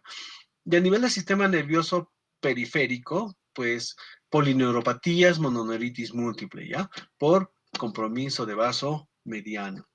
Ya no se olviden. A veces yo les pregunto en el examen, ¿no? Manifestaciones cutáneas o manifestaciones neurológicas de vaso mediano, excepto, ¿no? Ya. A nivel de la piel, ya saben, podemos tener eritema, púrpura, la púrpura es de vaso pequeño, infartos cutáneos de vaso mediano, lívido reticularis de vaso mediano y nódulos subcutáneos de vaso mediano. A nivel del aparato digestivo, dolor abdominal, náuseas, vómitos, infarto y perforación intestinal, infarto hepático, infarto pancreático. O sea, estamos viendo cómo se afectan los vasos medianos de estos tejidos. Geniturinario, clásicamente dolor testicular, y este dolor testicular se convierte en un criterio de diagnóstico. También puede haber un dolor en el epidídimo y en caso de las mujeres, dolor ovárico. En relación al compromiso cardíaco, pues podemos tener infartos de miocardio o inclusive insuficiencia cardíaca. Entonces acá tenemos como parte del compromiso de vaso mediano el líbedo reticularis. Fíjense cómo esta es otra presentación del líbedo. No es como la anterior que veíamos un poco más evidente, ¿no? Más fácil. En este caso no es más fácil. Ya. También podemos tener nódulos subcutáneos. Acá parece que los hubieran biopsiado. ¿Ya? Úlceras sobreinfectadas, como en este caso. Este paciente seguramente ha hecho úlceras ya cutáneas y se han sobreinfectado en esos pacientes. En relación al laboratorio, pues el hemograma me va a revelar una anemia crónica por enfermedad crónica también, leucocitosis, neutrofilia, eso nos habla de un proceso inflamatorio, hipergamaglobulinemia y elevación de la velocidad de sedimentación en la proteína C reactiva. En este caso le pedimos el antígeno de superficie, pues, y para ayudarnos en nuestro diagnóstico debería darnos positivo. La biopsia es importante. ¿Y qué vamos a observar en la biopsia? Una necrosis fibrinoide segmentaria, oclusión de la pared de la arteria afectada, y eso es lo que vamos a ver como en este caso, ¿no? Hay una infiltración mononuclear en la pared de los vasos. Estos son los criterios de diagnóstico, ¿ya? Y de estos 10 criterios, pues necesitamos 3 para el diagnóstico de poliarteritis nodosa, ¿ya? Entonces, ¿cuáles son los diagnósticos? Primero, la pérdida de peso, más de 4 kilos, lívido reticularis, dolor o sensibilidad testicular, mialgias, o dolor en los miembros inferiores, polineuropatía, mononeuropatía, presión diastólica mayor de 90, creatinina sérica mayor de 1.5 o nitrógeno ureico sérico mayor de 40, presencia de antígeno de superficie para hepatitis B, arteriografía anormal con la presencia de aneurismas, oclusiones arteriales viscerales y la biopsia positiva. Ahora, ¿de dónde tomaríamos la biopsia en el caso de una biopsia de vaso mediano para ver vasculitis de vaso mediano? Generalmente tomamos la biopsia de un nervio, ¿ya? Ese nervio se llama el nervio sural. El nervio sural que pasa por detrás del maleolo externo, ya hacemos por ahí el corte y por ahí sacamos un pedacito de nervio y el patólogo ya va a observar seguramente su vasa nervorum y nos va a determinar si pues que hay un cuadro de vasculitis. Relativamente seguro porque el nervio sural es un nervio que su función es sensitiva y la sensación y su territorio pues es el borde lateral del pie, ¿no? Por lo tanto no nos causa mayor problema si nosotros sacamos pedacito de ese nervio. En cuanto a tratamiento, la clásica, glucocorticoides, ¿ya? Que puede ser 40, 60 miligramos, si es que es muy grave, si está muy grave el paciente, podemos darle bolos de 1 gramo, 500 o 500 miligramos, y también podemos indicarle la ciclofosfamida, ¿ya? La ciclofosfamida, que puede ser bioral o como nosotros hacemos acá en pulsos, ¿no? 2 miligramos kilo peso día bioral o pulsos mensuales de 1 gramo. A pesar de que las vasculitis se pueden tratar a veces con 750, 800 miligramos solamente. También deberíamos tratar pues la infección contra el virus de la hepatitis B, ya con tratamiento antirretroviral o plasmaféresis, ya, y como estos pacientes generalmente cursan con hipertensión arterial, pues el tratamiento de la hipertensión arterial. Kawasaki. Esta palabra seguramente ya ustedes están familiarizados, ¿ya? También se llama síndrome de los ganglios linfáticos mucocutáneos. Y es una vasculitis necrosante difusa, afecta arteriolas, capilares, vénulas, ¿ya? Pero cursa también con proceso febril agudo. Principalmente afecta las arterias coronarias, eso no se olviden. Muchas veces la causa de muerte de estos chiquillos, porque son niños, son aneurismas múltiples, infartos de miocardio, trombosis coronarias, etcétera. ¿Por qué? Porque estos vasos del corazón son los que frecuentemente están afectados. Por lo tanto, el compromiso cardíaco en el Kawasaki es importante y de repente es el que más nos debería llamar la atención. Ya, en cuanto a la epidemiología, pues, como su nombre lo dice, Kawasaki, pues, en el Japón, pues, es donde la han estudiado y hay predominancia, ¿no? En el 80% de los casos se presenta en niños menores de 5 años y la predominancia es en varones, ¿ya? La predominancia es en varones, de alrededor de 2 varoncitos por una niña. Es lo bueno, que cuando no es grave, este proceso puede ser autolimitado, ¿ya? Y generalmente se autolimita entre los 9 a los 60 días, ¿ya? No hay que tenerle miedo. Se caracteriza por fiebre alta. A nivel de la piel, lo que llama la atención son los labios. ¿Qué vamos a encontrar en los labios? Como vemos acá, el eritema, fisura, sangrado, ¿ya? Hay formación de costras, mucosa oral, está eritematosa y clásicamente la lengua está en forma de frambuesa o como alguna vez me dijeron vuestros compañeros, ¿no? En forma de una fresa, afresada o lengua aframbuesada también le llaman, ¿ya? Hay una descamación de la piel, especialmente en los pulpejos de los dedos, ¿ya? Y obviamente exantema en tronco y extremidades, ¿no? De tipo urticarial morbiliforme. A nivel de ganglios linfáticos hay una adenitis cervical no supurativa, ¿ya? Y a nivel de los ojos hay una inyección o congestión conjuntival bilateral no exudativa. Y entonces estos niños, como ven ustedes en la foto, fíjense cómo estos labios están fisurados, están descamativos, acá tenemos una queilitis que está sangrante, acá fíjense cómo hay un eritema anular, hay un eritema anular, el fondo más blanco, ¿ya? Y fíjense cómo esta lengua, ¿no? Parece una frambuesa o como decían vuestros compañeros, es una fresa, ¿no? Parece una fresa. Esta es la famosa lengua en frambuesa o lengua frambuesada, pregunta examen. En cuanto al diagnóstico, pues lo que nos debería llamar la atención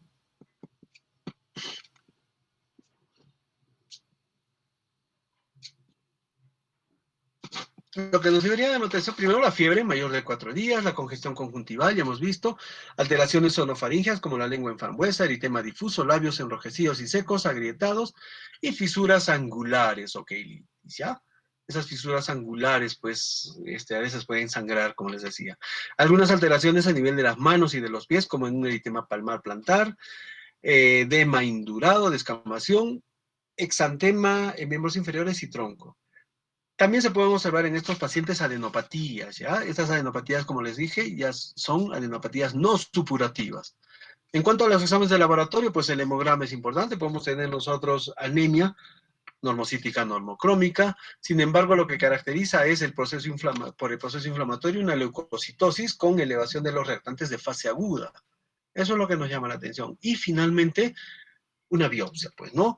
Una biopsia y lo que vamos a ver es una proliferación de la íntima, ¿no? Engrosamiento obstructivo. Así como hemos visto en ese esquema de la etiopatogenia de la arteritis temporal, pues así, ¿no? Se engrosa, se obstruye la luz del vaso, ¿ya? Y obviamente, pues también vamos a ver es el famoso infiltrado de las paredes vasculares, especialmente por células mononucleares, linfocitos y especialmente macrófagos.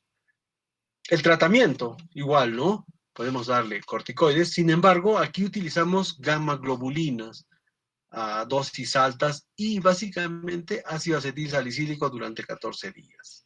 ¿Ya? En cuanto a las complicaciones, como es una enfermedad que afecta al corazón, pues podemos tener aneurismas coronarios, ¿ya? Trombosis coronaria, infartos, que pueden ser inclusive fatales en estos pacientes, miocarditis también, el comienzo cardíaco ustedes ya saben que es fatal, una fibrilación ventricular pues lo puede matar al niño, o la muerte súbita, ¿no?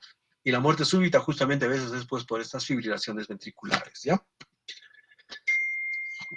Finalmente, aunque no, falta todavía, las vasculitis de vasos pequeños. Ahí nosotros tenemos tres entidades. Tenemos la granulomatosis con poliangitis o el famoso Wegener, ¿ya? Otros le llaman Wegener, ¿ya? Nosotros le decimos Wegener. Y ahí es una vasculitis sistémica que, como todas las vasculitis, se caracteriza por una inflamación necrosante granulomatosa. Esa es dentro de estas granulomatosis, ¿ya? Está pues también las vasculitis, ¿no? Ejemplo, yo agarro una biopsia, granuloma, claro, lo primero que pienso es tuberculosis, pero también puedo pensar en micosis, pero también puedo pensar en vasculitis, pero también puedo pensar en artritis, todas son enfermedades granulomatosas, ¿ya? Afecta especialmente al tracto respiratorio, sea superior e inferior, pero también puede afectar de manera menos frecuente a los riñones, ¿ya? Y a nivel del renal nos va a producir una glomerulonefritis. Las granulomatosis con poliangitis es una vasculitis de vaso pequeño, sin embargo, también puede afectar a vasos medianos, ¿ya? Ahorita vamos a ver cuáles son esas manifestaciones. Por lo tanto, afecta capilares, vénulas, arteriolas, arterias y venas. Este, En el caso de este tipo de vasculitis, pues estas vasculitis son las ANCA asociadas, ¿ya? Por lo tanto, cuando nosotros sospechamos de este tipo de vasculitis, pues hay que pedir un ANCA, ¿no? Desde el punto de vista epidemiológico, pues la prevalencia es baja, eso es lo bueno, ¿no? A pesar de que acá en el Cusco hemos tenido, ¿no? Vasculitis de Wegener, sí, yo he visto unos 3 o 4 casos aquí, ya, especialmente en varones. Sin embargo, en relación a sexo, no hay una predominancia entre los varones y las mujeres, y la edad promedio es más o menos alrededor de los 40 años. En la fisiopatogenia lo mismo, ¿no? Aquí hay mecanismos inmunopatogénicos que ocurren por reacción a ciertos estímulos antigénicos, o sea, respuesta patógena a los linfocitos T y formación focal de granulomas. Hay un aumento del interferón gamma y al TNF y la interleuquina 12. Todo esto nos va a llevar a la formación de granulomas, que pueden ser tanto intravasculares como extravasculares, y a una vasculitis necrosante, pues, como hemos dicho en el concepto. ¿ya? En cuanto al cuadro clínico, pues hemos visto que nosotros tenemos compromiso de la vía respiratoria, sea alta o sea baja, es lo básico, ¿no es cierto? Ya el mayor compromiso está a nivel de los oídos, nariz, garganta. Entonces, ¿qué es lo que tenemos? Sinusitis. Eso es básico, ¿no? Muchos de los pacientes tienen sinusitis. Les cuento un caso, un señor más o menos de unos 60 años sería, pues, ¿no? O un poquito más de repente, que yo lo vi porque comenzó a tener mialgias, ya, y a ese paciente lo mandaron los otorrinos porque según el reporte tenía una sinusitis crónica. ¿Ya? Cuando yo le vi las piernas, pues estaba un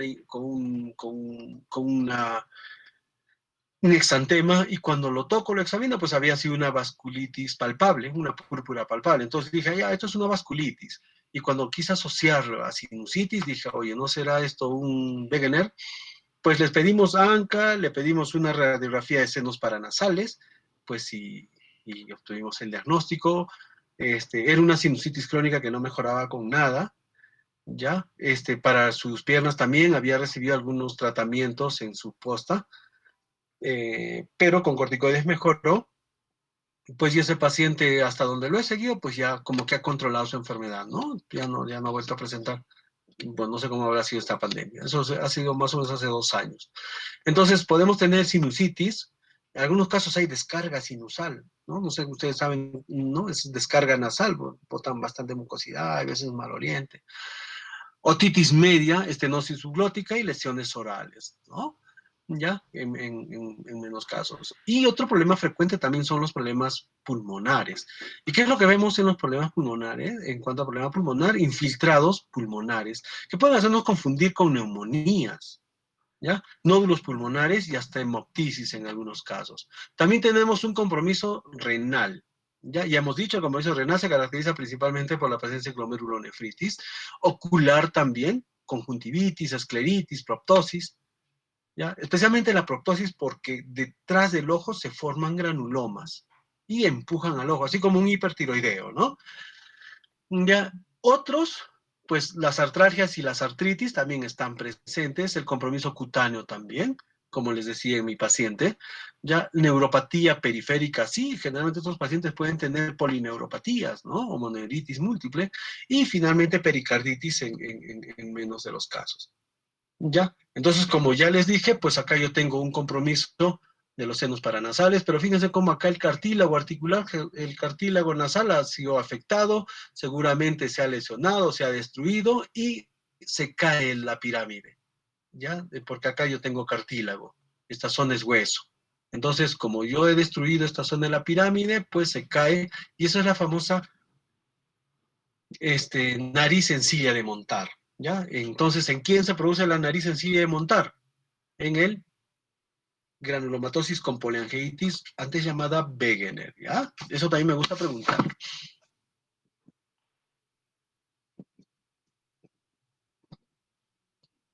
¿ya?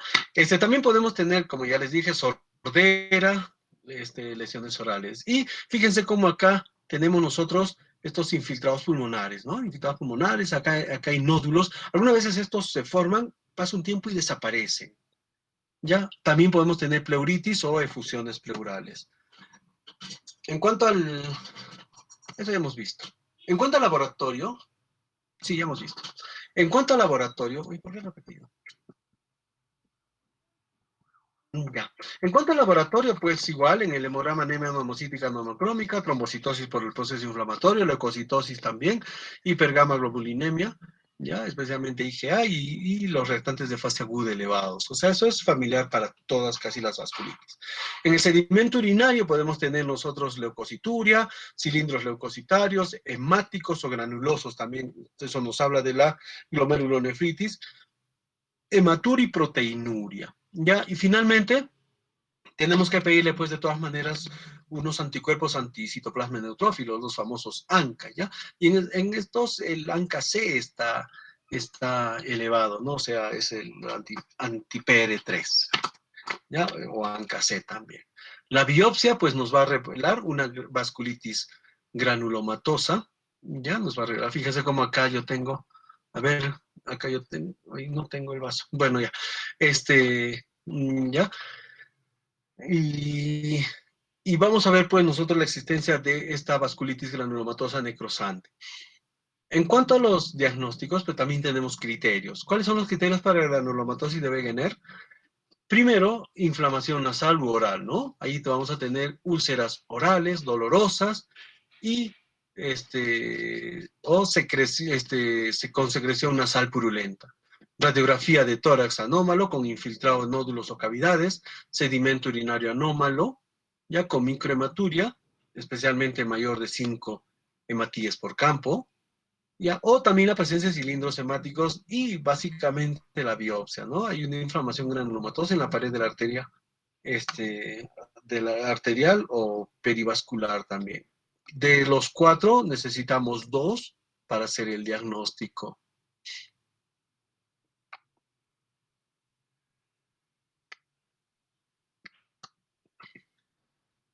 En cuanto al tratamiento, lo propio, ¿no? Terapia inmunosupresora, que puede ser al inicio con corticoides, ya, y en estos casos generalmente pues le asociamos también ciclofosfamida, ya sea 2 miligramos que es kilo peso día por vía oral, 3 a 6 meses, o como yo le di a este paciente, los pulsos mensuales, ya por 6 meses también. Y con eso estuvo bien. En muchos de los casos, podemos utilizar también metotrexate, ¿ya? O azatioprina, que también tenemos disponible en estos pacientes.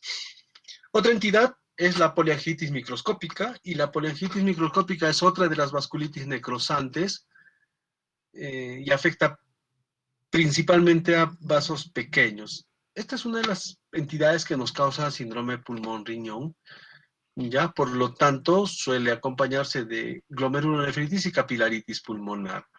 ¿Ya? También es la polangitis microscópica es una enfermedad de ya mayores, ¿ya? Por encima de los 50 años, ¿ya? Y este es más frecuente en varones. Aunque no crean, pues la polangitis microscópica de repente es más frecuente de lo que pensamos, ¿no?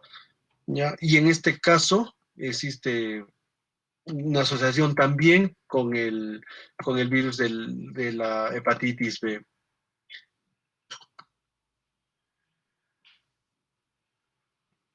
En cuanto a la clínica, bueno, esto es la anatomía patológica, vamos a dejarlo aquí, ¿ya? Mmm, Generalmente nosotros le pedimos ANCA a estos pacientes, ¿ya? Y fíjense cómo en más del 50% de los casos está asociado a ANCA-P positivo, ¿ya? Entonces está asociado a ANCA-P. Este,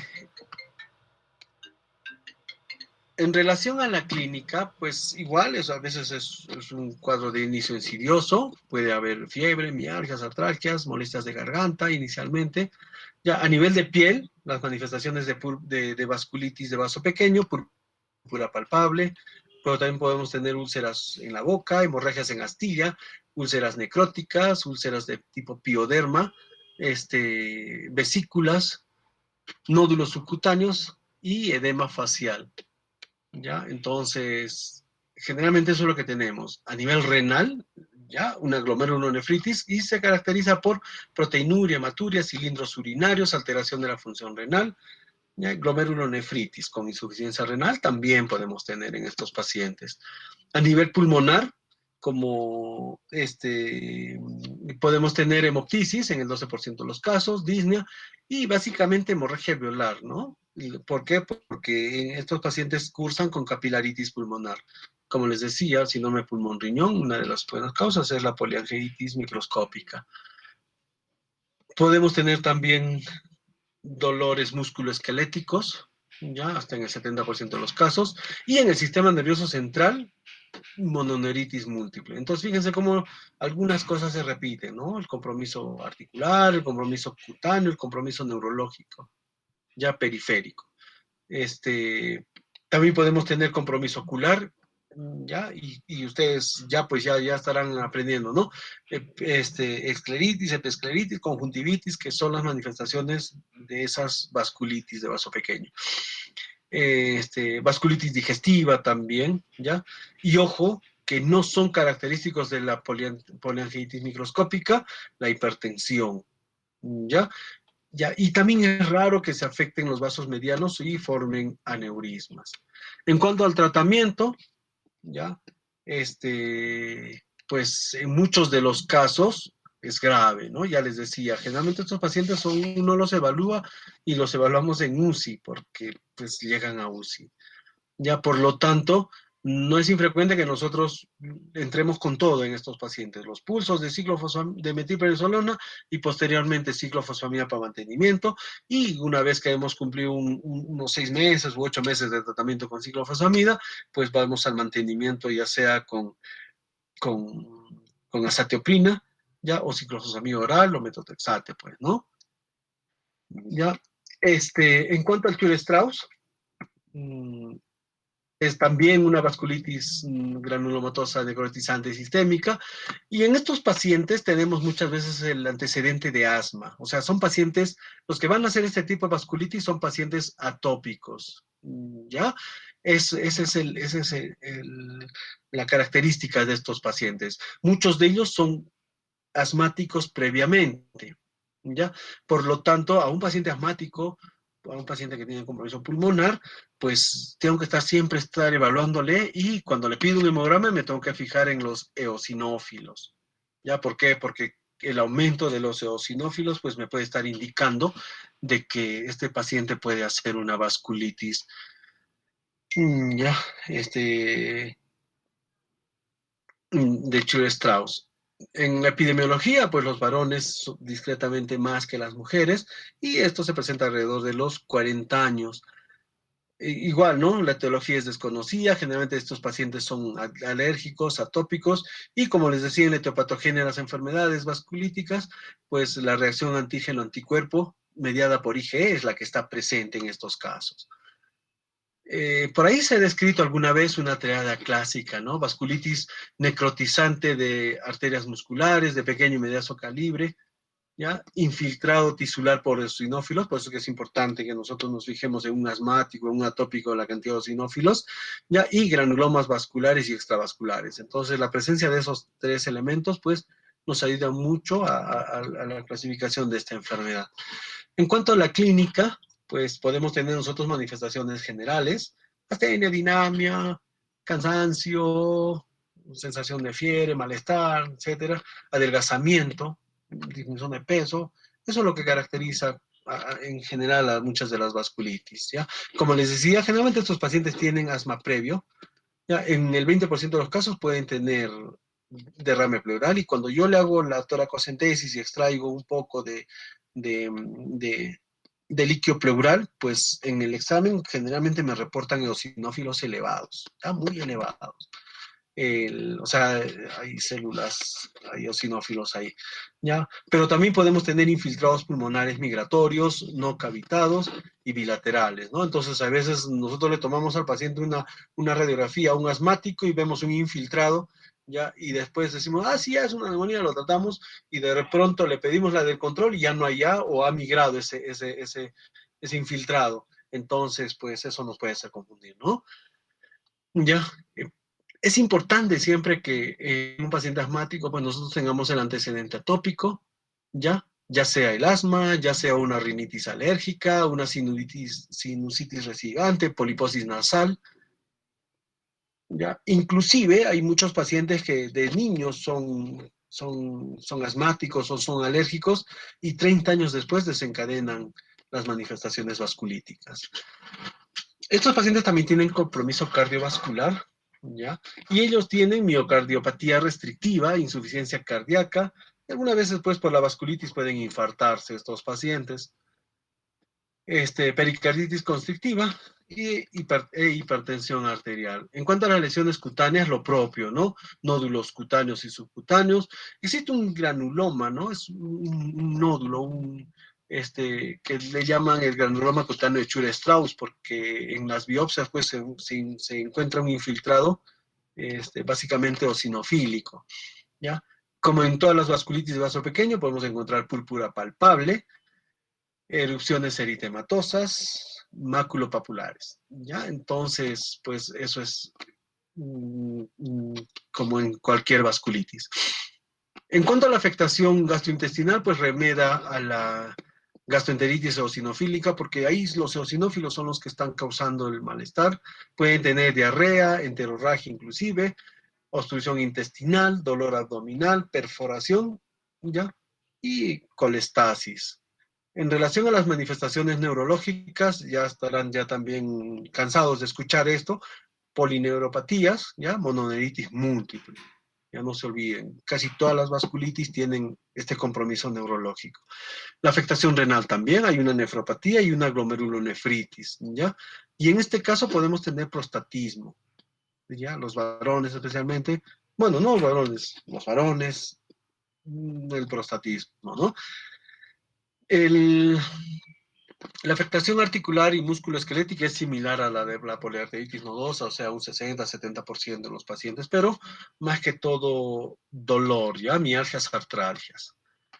En relación al laboratorio, pues un hemograma es lo importante, ¿no? ¿Ya? ¿Y qué es lo que voy a encontrar? Generalmente eosinofilia periférica. ¿Ya? Más de 8 a 10 por 10 a la 9, ¿no? Eso es lo que generalmente encontramos, ¿ya? Normalmente nosotros tenemos 1 a 3, ¿no? Acá encontramos hasta 10 o de repente más inclusive, ¿ya? ¿Y por qué es importante? ¿Por qué? Porque cuando nosotros empecemos con el tratamiento, pues lo que tiene que bajar son los eosinófilos. También hay elevación de los reactantes de fase aguda. Si tenemos la posibilidad de hacerle dosaje de inmunoglobulina E, pues vamos a notar que está elevado. Y los ANCAs están elevados, especialmente el ANCA-P. ¿Ya? Ustedes han visto que en el Wegener, en el Wegener es el ANCA-C, y acá es el ANCA-P. Hay predominio en el 60% de los pacientes. ¿Ya? El complemento es normal y el factor reumatoide generalmente es bajo, o sea, ni hablar, ¿no? En cuanto al diagnóstico, pues la sospecha clínica es importante. La sospecha clínica y obviamente el antecedente de la atopía me va a ayudar mucho, ¿ya?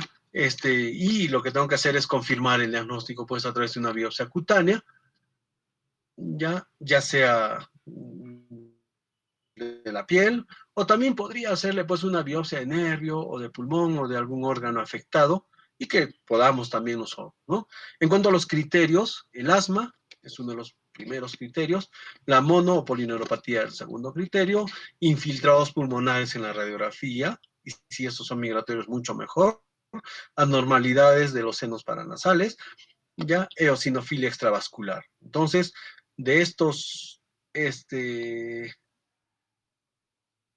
4 o más, es el diagnóstico. En cuanto al pronóstico, pues generalmente es desfavorable dependiendo del tiempo de evolución del paciente y la supervivencia a los 5 años es del 5%. El tratamiento con glucocorticoides y de repente con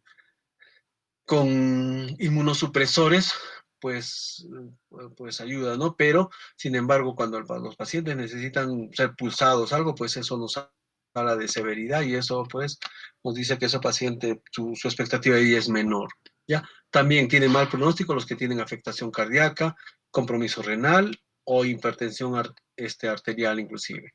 En relación al tratamiento, los corticoides, ¿no? Ya saben, los corticoides, los pulsos de metilprednisolona, ¿ya? Seguidos de los pulsos de ciclofosfamida. Ya saben, la ciclofosfamida nosotros preferimos usarla en pulsos más que vía oral. Y para mantenimiento, azatioprina y clorambucilo. ¿Ya? La plasmaféresis también es una buena alternativa de tratamiento. ¿Ya? Y obviamente pues hay que tratar el asma de ese paciente y la hipertensión arterial, ¿no? Finalmente, la última vasculitis, espero que no se hayan cansado, y sí creo que nos alcance el tiempo. Entonces, la púrpura de Heno-Schönlein. La púrpura de Heno-Schönlein, esa sí la hemos visto varias veces. Ya, la púrpura de Heno-Schönlein sí la van a ver ustedes. Ya seguramente la van a estudiar cuando hagan pediatría también. ¿Ya? Por lo tanto, ¿qué es la púrpura de Heno-Schönlein? Es una vasculitis de vaso pequeño, ¿ya? Principalmente porque inmunoglobulina por la IgA, ¿ya? Actualmente se llama vasculitis por IgA. Acá después le pongo, ¿ya? Vasculitis por IgA. ¿Ya? ¿Qué es lo que tenemos? Generalmente se caracteriza por púrpura palpable, artralgias, síntomas gastrointestinales y glomerulonefritis, ya en esa frecuencia más o menos. Entonces, este es un problema básicamente de los niños, ¿no? En la infancia es donde se presenta generalmente esta púrpura de Jeno-Schönlein o vasculitis por IgA. ¿Ya? Es discretamente más frecuente en varones que en mujeres, ¿ya? Y aquí hay una relación muchas veces estacional, se presenta más que todo en primavera, ¿ya? En primavera, después de que los niños pues hayan tenido algunas infecciones respiratorias. Este, existen bastantes causas, ¿ya? Sin embargo, las más estudiadas, las más entendidas son algunas infecciones, especialmente estreptocócicas, tuberculosis. También se han asociado algunas inyecciones de suero, vacunaciones, también algunas toxinas endógenas y alimentos. ¿Ya? Entonces, dentro de la etiología, pues fíjense cómo los factores medioambientales de repente son los que más marcan el proceso de enfermedad en esta vasculitis, ¿ya? Las inyecciones de suero, las infecciones, vacunas, toxinas, alimentos y fármacos. Fíjense cómo todos estos fármacos que ustedes ven, antihistamínicos, antibióticos, sulfamidas, barbitúricos, quinidina, belladona, oro, arsénico, mentol, se han asociado. De acá, muchos de nuestros niños utilizan antibióticos, sí, por gusto, ¿no? Tengo todo ya antibiótico. Si van al pediatra y a veces les recetan por gusto, ¿no? Antibiótico. Saben que el 95% de los procesos respiratorios o procesos son virales, pero vale con el antibiótico. Y algunas veces, pues, ya, antes todavía veíamos más, porque antes se utilizaba mucho el sulfametazol, trimetoprim, o sea, el cotrimoxazol, y eso, pues, con la sulfa, ¿no? ¿Ya? Antihistamínicos también, ¿no? De pronto le damos antihistamínicos al niño, clofenamina, levotiroxina, mentol, el mentol, ¿no? Claro, frotamos su pechito, le damos a oler, vapores y todo, y probablemente pues le podamos desencadenar una de estas púrpuras. En la anatomía patológica, ¿qué es lo que encontramos?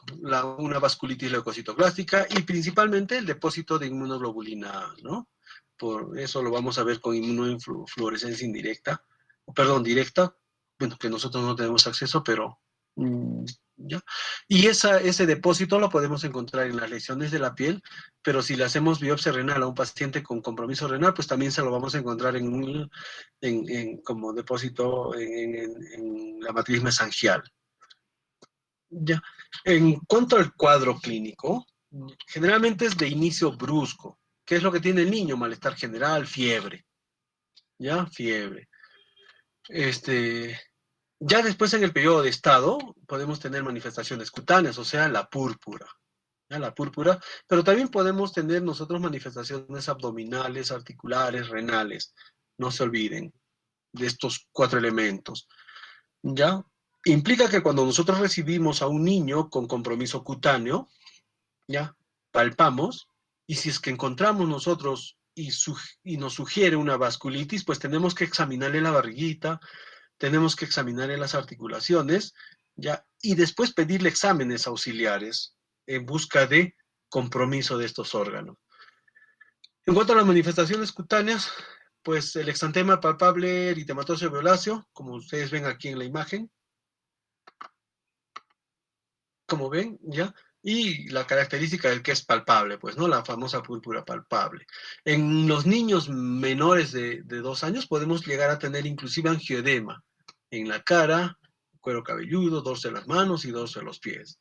Ya en lactantes podemos tener un edema agudo hemorrágico o vasculitis aguda leucocitoclástica benigna, ¿ya? Pues fíjense cómo acá yo tengo el exantema, ¿no? Las lesiones purpúricas y, como les digo, palpables. En cuanto a las manifestaciones articulares, pues podemos tener artralgias, que es lo más frecuentemente visto, ¿no? Las artralgias son transitorias, no migratorias, pero también podemos ver artritis en estos pacientes. ¿Ya? Y cuando nosotros tenemos artritis, pues generalmente las articulaciones más comprometidas son los tobillos y las rodillas, ¿ya? Pues básico que a un niño le examinemos también los piecitos, las rodillas, las piernas, pero también las manos y los pies, ¿no? En relación a las manifestaciones gastrointestinales, pues son relativamente frecuentes y en muchos de los casos pueden presentar dolor abdominal, ¿ya? no nos olvidemos de que lo mismo que está pasando en la piel puede estar pasando en el peritoneo, y esa de repente puede ser la causa del dolor abdominal. Cuando este compromiso gastrointestinal es mayor, pues podemos llegar a tener vómitos, ¿ya? Lo mismo que está pasando en la piel, podemos tener también en la mucosa gastrointestinal, y podemos tener sangrado, ¿ya? Ulceración, invaginación, perforación, intususcepción, infartos intestinales, hidrovesicales, etcétera. O sea, puede haber un compromiso gastrointestinal mayor que tiene que ser evaluado por nosotros. En relación a las manifestaciones renales, pues hematuria macroscópica es lo que caracteriza generalmente a esta enfermedad. Por lo tanto, tenemos que pedir un examen de orina buscando células crenadas, obviamente. Glomerulonefritis rápidamente progresiva en otros de los casos, que lo puede pues, perjudicar mucho al niño. Ya podemos tener síndrome nefrítico y síndrome nefrótico en estas criaturas también. En relación a manifestaciones neurológicas, son raras, ¿ya? Son raras, pero cuando se presentan, pues el dolor de cabeza es lo que de repente nos puede llamar la atención. Ya, como son niños, pues algunas veces se muestran irritables, con cambios en el comportamiento, ¿no? ¿Ya?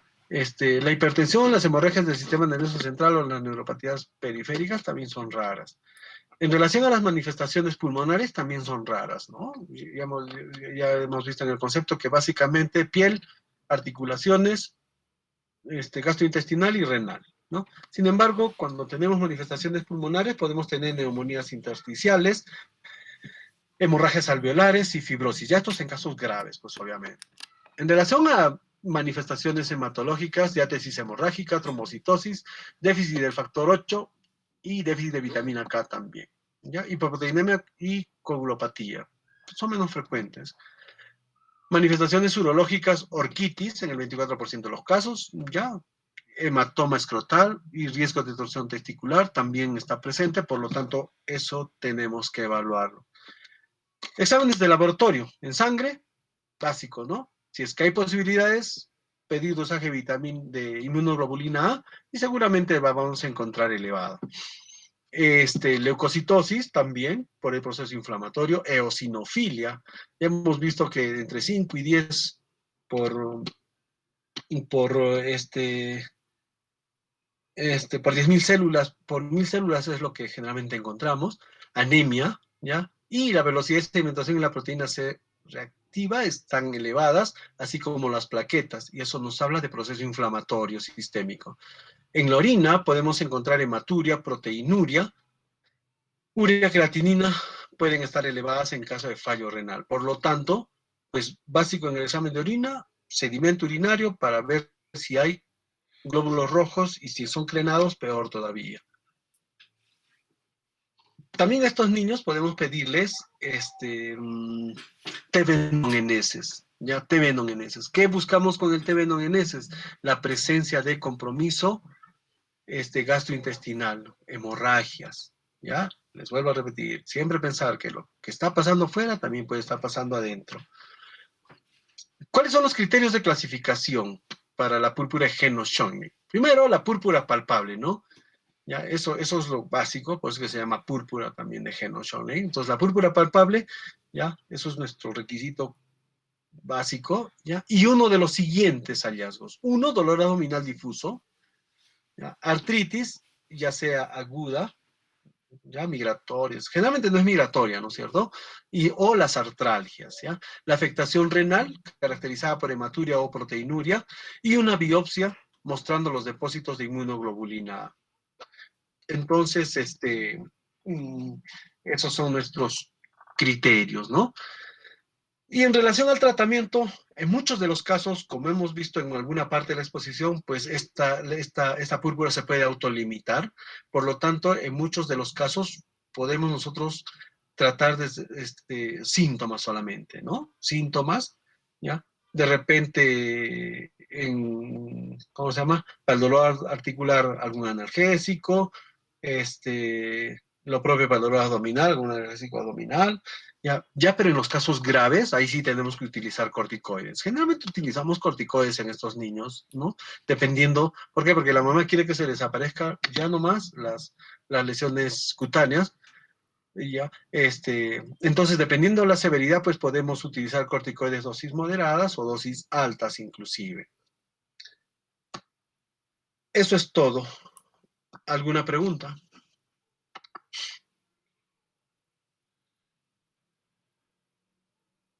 Bueno, entonces yo voy a corregir un poquito algunas de estas láminas y las vamos a colgar en la plataforma, ¿ya? Si no hay, si no hay preguntas, entonces